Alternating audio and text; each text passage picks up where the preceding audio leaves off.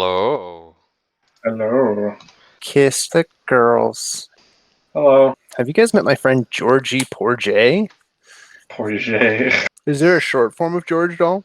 I think in the olden days they used to call them just G-Dog. Yeah. Yeah. Right, like King G-Dog. G-Dog Orwell. Hello, Tyler. Hi, Ty. Hello. How are you? I'm I'm good. good. I got Hey, ice cream. Shit. Fuck. Delicious. Like if Yeah. you give Uwe $1,005,005 and he comes back to you in a few months with $1,006, maybe you do it again. In the name of the king, a dungeon siege tale, and you can watch this yourselves on Netflix. Dungeon Siege is a video game. Was that the Hex Crawl game that Jesse had? I was gonna say it's like a Jesse game. Airbender. That's called Contact. It had Matthew McConaughey in it. Also, that episode of X-Files where they go back in time. Deep Space Nine, back in time. Back in time. Back in time. Back in time. Back in time. Yeah. Yes? I have a compulsion. I feel strongly about acquiring intelligence. It may come as no surprise to you that I'm not the smartest person in the world. And perhaps I may be able to read? Question mark? So with that bringing us back up to the present moment in time, we will jump over to the Surly Gull, and spilling out of the bar, two burly-looking fellas crash out of the door and land on the pier. One of them is just on top of the other one, punching, sees that there's no response, and just drops him down to the ground. Now, this is a place more my speed. I don't know about you fellows, but after being made a pincushion in that black pit, I have the hunger of a workhorse. Shall we? I'm in. I like the idea of being able to blow smoke in his face. Lead the way, Paladin. Okay. Let's get drunk. It's already rowdy, and it's not even 1 in the afternoon. This must have been a really nice place at once. So the place creaks and groans a little bit under its own weight. There's a beautiful stone fireplace, an indelible mark of the niceness that once was the Gull, now the Surly Gull. Grab a seat wherever you like. We'll be with you in a minute. There's a half-orc that's pounding on these misshapen pot, a drum that's been scavenged from somewhere with wooden spoons. Beside him, playing on a weather-worn-looking mandolin, is a halfling. So there's a little bit of jovial music. There's a few tables that are unoccupied. We'll lead the way, Ibrahim. This isn't really my atmosphere. Where's the wait staff in this place? Someone! Assign us a seat! Find your own. I don't feel respect yet. We'll see. This'll do just fine. Let's soak it in tonight. So you sidle your way over, and you do find a table that's right at the edge of the pressed gang of people. Nobody seems to pay you any mind. Haas will recline and recount Abraham's fine smites during the battle, as well as Girder's excellent use of spider horror. While Haas is talking, Ibrahim will be spinning his head around looking at all the people who are not admiring them. Once or twice, you see glances turn your way. There's the odd double take. The older male barkeep comes up to you. Oh, what can I get for you? Black beer. I'm sure I could eat your kitchen bare. Bring me 2 of the house breakfasts. Perhaps you have an old potato sack. A flour bag. He turns away and walks away. Barkeep, I'm speaking to you. Girder, what is it like to be a spider? Everything is the floor. Those zombies taste terrible. Girder's gonna grab one of the mostly empty warm beers and gonna swash it around. How am I still alive? Wow, that beer better get here quick.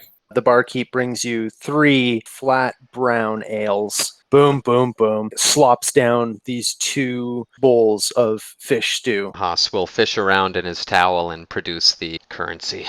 Did you miss all my yelling? Yes, all of it. Most of it was at the bartender as he was walking away. Bartender! But I guess no one was listening to him, nor any of you. I was trying to ask him, what do heroes drink? He points at one of the 3 drinks that he's just dropped off like that. Is this a hero's beverage?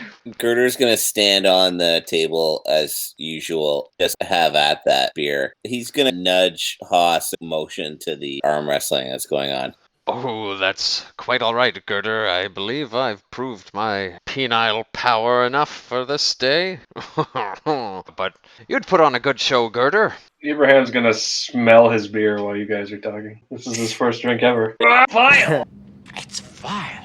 A laugh from the table beside you. The burly-looking gentleman who won the last arm wrestling match levels his gaze at you. Ibrahim grabs his tankard off of the table and just drinks. Gulp, gulp, gulp, and slams it down. I've taught you how to drink. Is there anything else Denker can teach you how to do? Will no one challenge Denker's Zoss? No, God! No, God, please, no! No! No! No! Grrr's flexing. I'm good, man. Haas is reclining with his knees spread uncomfortably wide. Is that beer you- here yet, or Nobody's noticed your second order. I'm going to create a little gust of wind towards the bar. Couple of bowls tip over. The younger half-elf lady. Boy, no magics. No magics. If you give me beer, then I'll not blow stuff around. She comes back to the table with a small keg. Bottoms up. If you get too drunk and you need a room, let us know. People sleep here? I could drink here. One wonders how those deviants are doing with their corpse shenanigans. Corpse shenanigans. You turn and look at the voice who said this. There is a slight-looking woman wrapped in a velvet green and black cloak. She has very pale skin, but piercing gold green eyes. And Girder, you feel yourself absolutely locked and mesmerized on those eyes. It's that lady, guys. Introduce your lady friend to us, Girder. I don't even know your name. What's your name? Suffice to say, for now, you can call me Ray. Ray, huh? What is your interest in our party? I'm interested in interesting parties. I see us as mutual collaborators. You are building a name for yourselves, and I have a great task that you could help me undertake. Yeah, why did I knew that you were going to ask us to do something. She kind of leans in towards you and begins to unravel something. We're going to shift focus just up the hill a little bit to the Temple of All Faiths, where we find Moth and Pitch, who cannot see each other and who cannot be seen by others, and Berdan across the street in the basement of Wilhelm's Wondrous Fairs. Are we just going to open the door? What are we doing? Maybe I'll throw a rock at the door and see if somebody will open it. Just remember, if you attack or do anything too disturbing, the spell drops. You find a small pebble and underhanded toss without too much force against the door. A moment or two passes and nobody comes and opens the door. Pitch is just going to go crack the door as slowly as possible. And it sounds like Moth has gone in. Valion, get that door, it's blown open again. A grumbling individual wearing jet black and edged with silver grabs the door and pulls it closed, slams. And as you look around, gentle light filtering through the windows and bathed in gentle candle and lamplight inside here. You see at the far end of the rectangular room that you are in, you see a plinth that is set up. And laid out on top of it is the body of the guard that you accompanied out into the woods. It's the body of Joseph. The faithful of Uladar is tending to Joseph's body, and you see him finishing a bit of an incantation. So you stealthily glide, moving in the optimal path through this temple to stay as far away from everybody as you can, and hoping that you don't accidentally bump into Moth as you're moving around. So you begin by shuffling it once or twice. You realize, no, I need to move the bag up the body. Don't move the body into the bag, move the bag up the body. You're up to about the knees or so, but you inadvertently slide the body a little bit up the plinth. It makes a light sliding sound. You look over your shoulder in horror as the priest of Uladar turns over his shoulder and does a double take, eyes wide open, as he sees half of Yosef's body. They're both sort of staring gobsmacked now. What do you do? Pitch is like, the jig's up, I'm shoving him in the bag. Just as all this is happening, you hear the doors of the temple slam open and shut, and open and shut, and open and shut, slamming open and closed, open and closed. This draws the attention of the two priests back towards the front of the temple, and you hear a voice boom out, Uladar is displeased with your preservation. Give his body to me. Here we go. Intimidation. Oh, okay. The priest of Uladar falls to his hands and knees and shouts out, Master, I'm not worthy. As you're getting further up the body, you get to his shoulders. You take his arms and uncross them, and you're able to very quickly get the rest of him into the bag of holding. You're able to glide effortlessly across the roof and down the wall. You get very close to the door. The elder priest speaks up. Shadow Valion, stop this madness till we get to the bottom of what is going on here. The doors at this point stop slamming open and closed and just hang open, and you are able to beat an expeditious retreat. You assume that Moth does as well, but you don't know. Across the road from you, Dan, Wilhelm has gone into the back room, banged around a little while. You glance over out the window and you see the doors of the temple slam open and shut and open and shut and open and shut, open and shut, and then shut, open and shut. I'll be right back. You run up and out the stairs. Try not to look too suspicious, you know. Make a perception check. In front of you, coming out of the Temple of All Faiths now, a man in dark clothes with a sword drawn and an elder-looking man in a worn orange and brown cloak is walking cautiously behind him. And they're looking at the doors and peering around the entranceway. Then they see you approaching. The old one says, were there some kids that were just slamming on these doors or anything? Not at all. I couldn't figure out if it was a pull or a push door. That was you? Sometimes I get confused. Make a persuasion check. You were pulling on the doors from over there as you're like still halfway across the open area there, coming towards the temple. He turns back to the individual in the orange and he says, I told you, Master Belwyn, nobody takes this seriously. Shrugs his shoulders and steps back inside. Master Belwyn watches his companion head back inside, and then he turns back towards you and he says, a corpse didn't go running by here, did he? Not that I'm aware of. Have you been having a problem with that sort of thing recently? I better go speak to the Baron myself. He takes one appraising look back inside of the temple, shakes his head sadly, and starts heading towards the Baron's keep, you would assume. Pitch, where did you go? Caw, caw. And that catches. That's the international Pitch. call for I'm doing sneaky shit. Performance check, please. Berdan, real live bird is somewhere around you, cawing. Cool. Oh, pretty bird. Pitch is gonna walk up to Berdan and tap him on the shoulder aggressively. Let's go to the mine. Indeed. Yeah, Verdan will walk towards the mine. So you guys start making your way towards the mine. We will shift our attention back to the Surly Gull.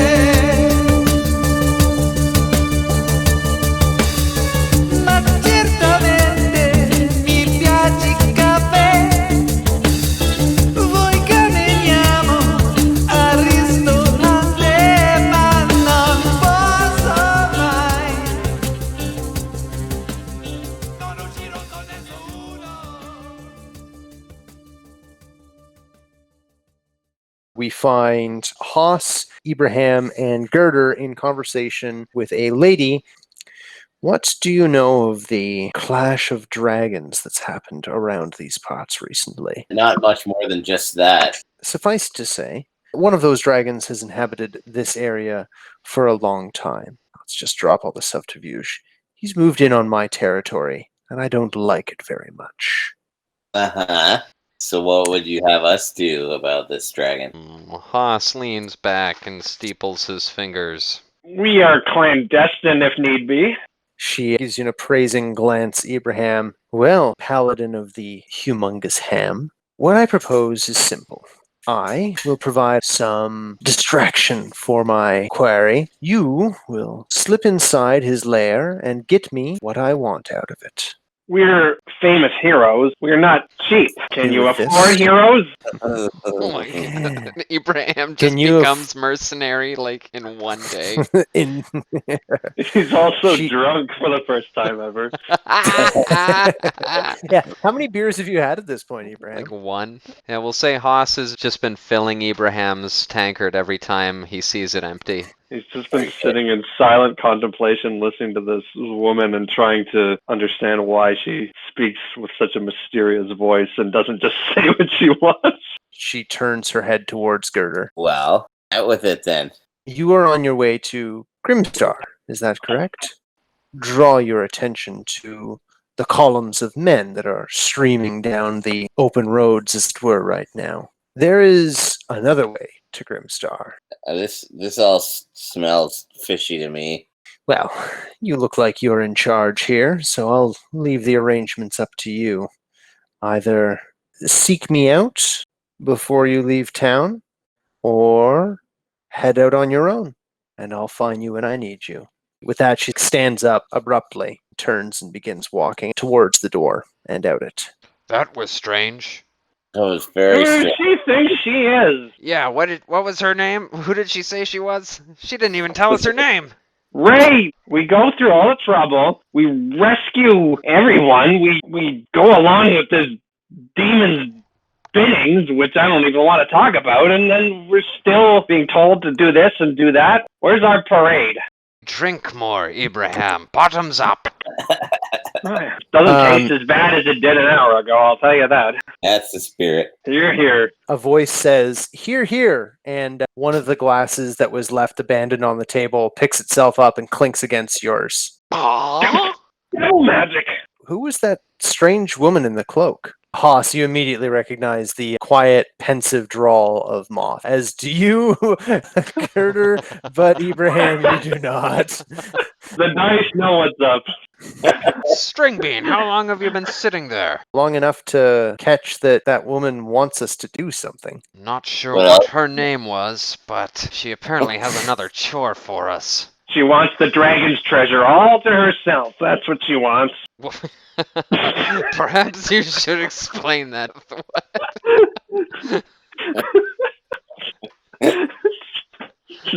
Nope. Moth is going to say, well, in a little while this spell will drop. I don't know if that will affect Pitch wherever he is right now. You say you don't know where Pitch is. I think he got the body, though. So we can assume that himself and Berdan are engaged in their foul necromancy, and we can soon be done with this business. What are we going to do now? Well, clearly the only thing to do is keep drinking, eh, Ibrahim? Girder? If Pitch has become possessed and overtaken by that demon, perhaps we may have to go after him. He seems like the weak-minded type. I'm just saying, what if that demon was able to take control of Pitch's mind? We still don't know exactly what he wanted or what he wanted to do. He seemed pretty dead set on killing Breath. I'm sure our two most apt killing machines can handle that task. Grumble. Yeah, we'll just give them some time. So we'll cut back over to Pitch and Berdan. You guys are making your way through town. Pitch, invisibly. Berdan, less so. Where are you guys headed? I'm just going to walk towards the mine. You arrive there and find that the doors to the mine are still open. As you're glancing into the mine, you see something moving around in there. You hear the voices of two individuals. You now see Breath Jahurin looking out at the two of you standing there right by the entrance of the mine. Berdan, is it? What are you doing here? So, Berdan, you're standing at the entrance, and you see Breath and Emerson Rutledge emerging out of the darkness coming towards you. Berdan said, I think I may have something in the mine. Oh, we've just done a fairly thorough sweep of the place. Me and my associate need to be heading out of here for the day. That's okay. I can come back tomorrow. Breath says, come on, Emerson. Emerson gets pushed forward by Breath. Breath closes the two doors. Now, Berdan, Where are your friends? I'm not sure, actually. We split up town a while ago. Actually, we need to be getting over to the Barrens. We got work to do. I'm sure there'll be another party at the Barrens tonight. You guys going to be in town that long? I'll see you soon. Take care, Berdan. Breath is going to turn around to Emerson and say, "That was weird, right?" And Emerson is stroking his chin, watching Berdan go, and he says, "I don't know. He does seem the absent-minded sort." Breath turns around and looks at the door. Gives it a long, hard look. I don't know. You ever just have a feeling you don't know what to make of it when it's gone? Nothing quite feels right. Emerson says, "Yes, I was married once." And he glances 3 full times back at the door as he's walking away. Well, hot damn. Well, we have to divest ourselves of this body. I don't really want it in our possession. I'm gonna place my hand into the bag of holding, think about Joseph, and scuttle him out of the bag. You glance around quickly. No one's there. You feel golden tousled hair underneath your hand, and you pull and pull and pull Joseph's body out from the head first. You leave him there and tuck him deep up under the shadows. You see that it's getting later into the afternoon, not quite dinner time yet. So, Pitch, you finish up hiding the body. What would you like to do? Basically, I just want to meet up with the party and suggest that we find some place to rest up for at least the night. I could use a long rest. So you're headed towards the Gull. Berdan, I headed towards the Gull. with Berdan coming up on the doorstep, Pitch heading in your direction, about to rejoin the party. We'll wrap it up there for this evening and pick it up next week. Huzzay! GG, everybody. Yay. Jeez. Night night. Night, night, Night, gang. night.